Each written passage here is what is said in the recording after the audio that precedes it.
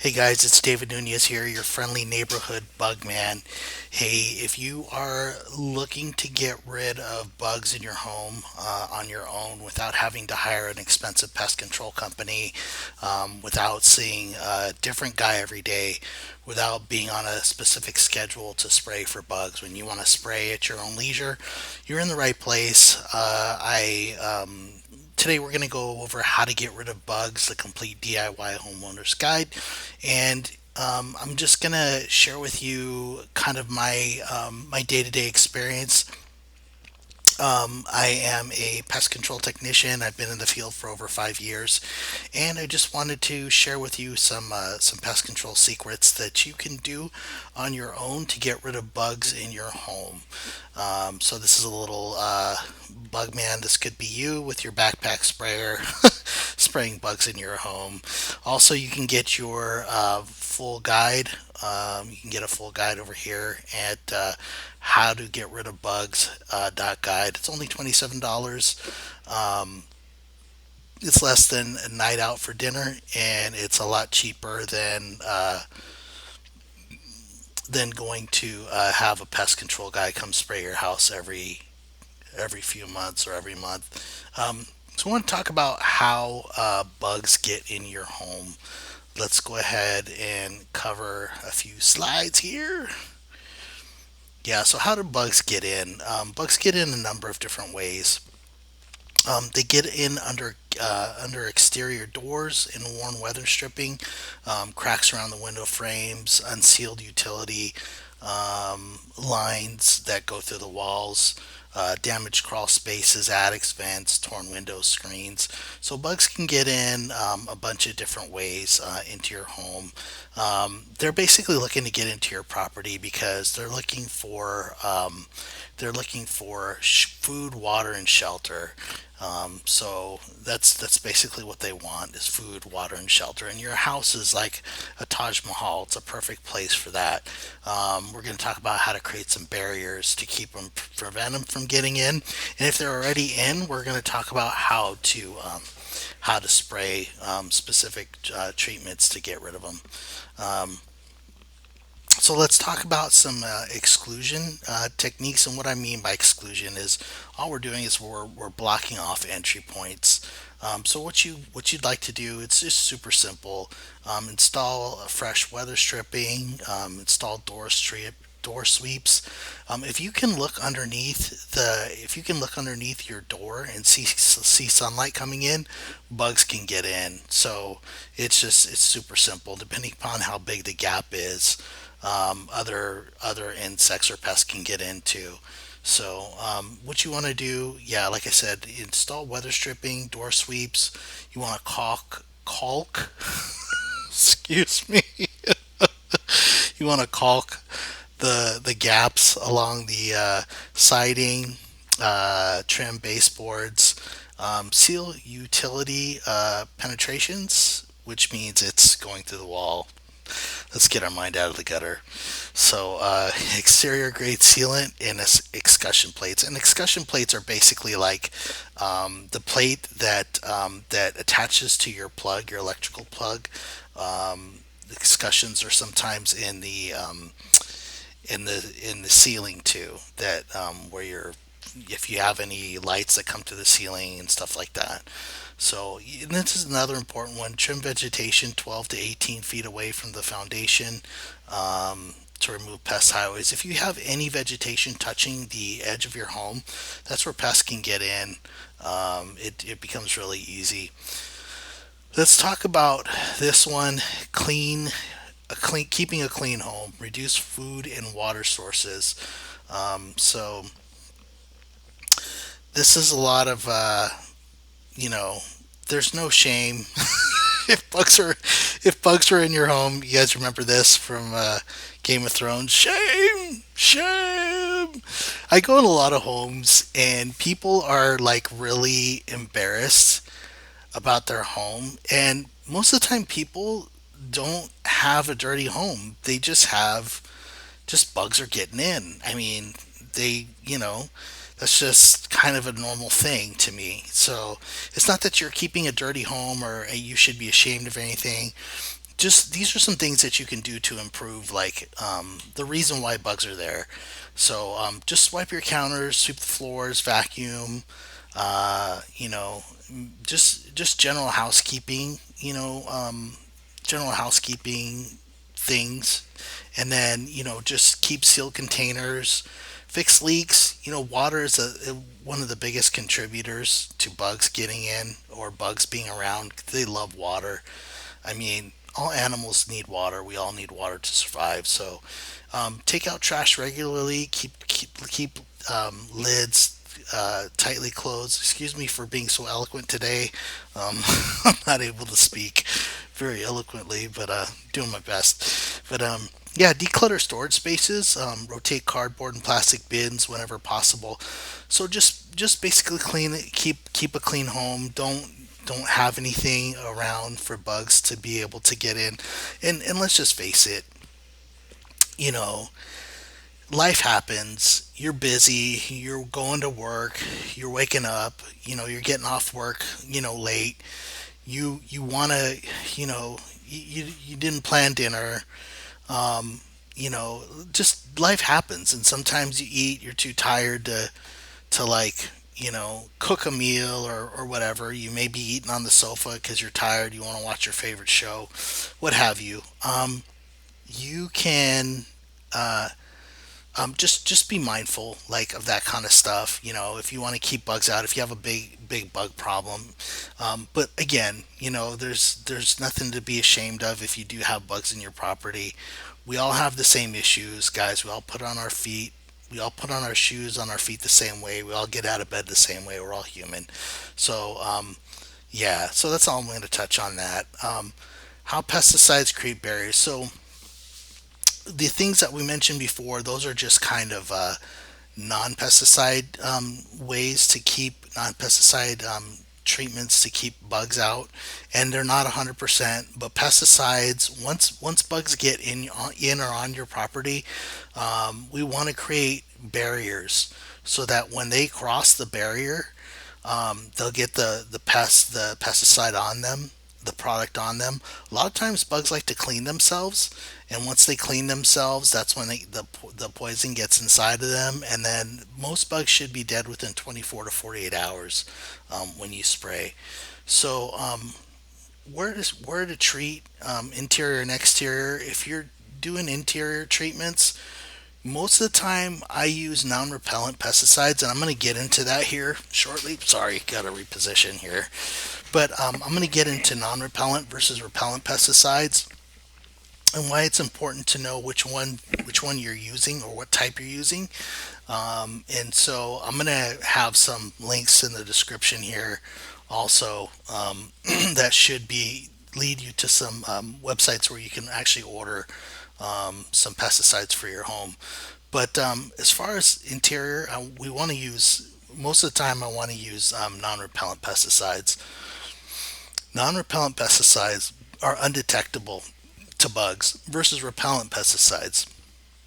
Repellent pesticides are detectable to bugs. It irritates them. They don't like it. We want to use that on the outside of your home. They're a little bit stronger. And we want to do that because we want to create barriers.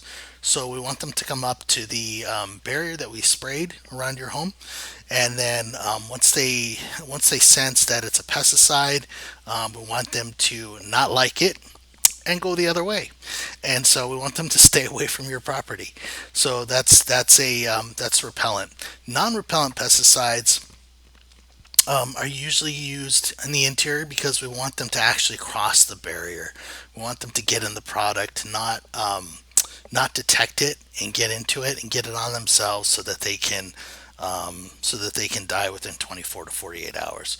Also, repellent pesticides doesn't just because they're repellents doesn't mean the bugs won't get in the product. They eventually will. They wear down over time. They're exposed to the sun, to the weather, and they wear down. But they're designed to last for several months on the exterior of your property. So, interior areas, let's talk about where to focus on the interior once we're spraying on the interior. So, when I do an interior treatment, I usually do baseboards, door thresholds, window frames, behind and under appliances, like the plumbing penetration areas. I know I said penetration, grow up. Sorry.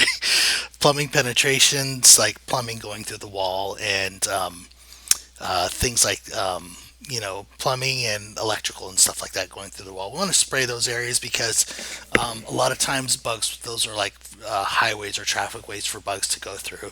We want to do under sinks and bathrooms, crack and crevice areas along kick plates, pantries, corners, utility closets. So those are the areas we want to spray inside.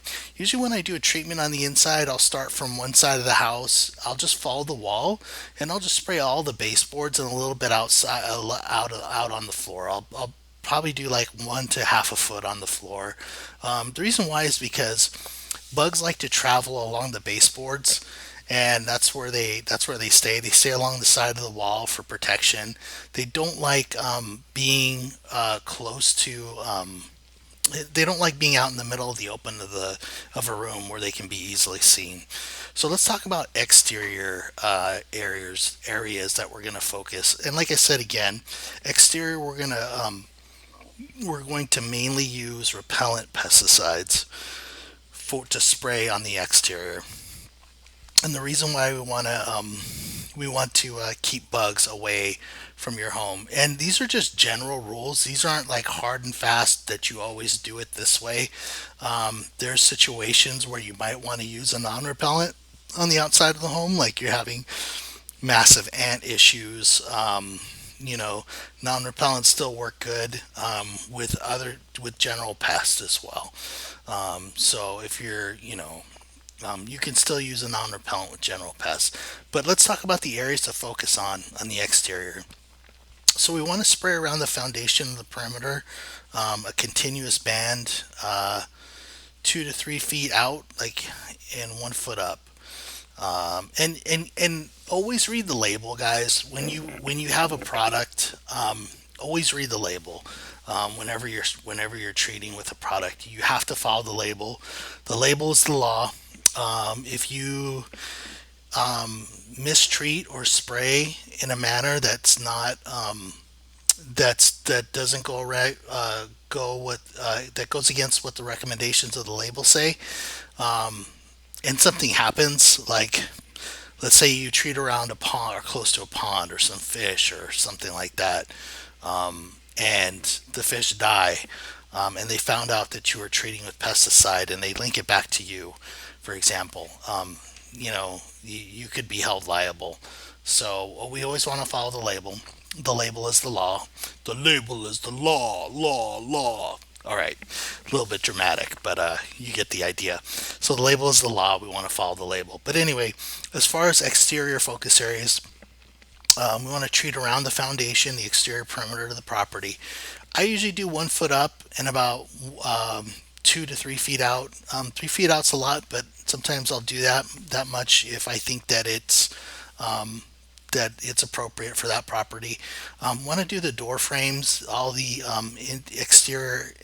interior, exterior entryways, the doors, the garage doors, any thresholds, like sliding glass window areas. Want to spray in front of those.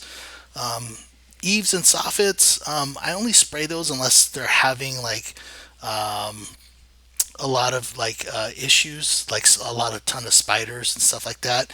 I really don't like spraying above my head because what goes up must come down, and guess who's down? I'm down if I'm spraying up, and that stuff will come back on me. So yeah.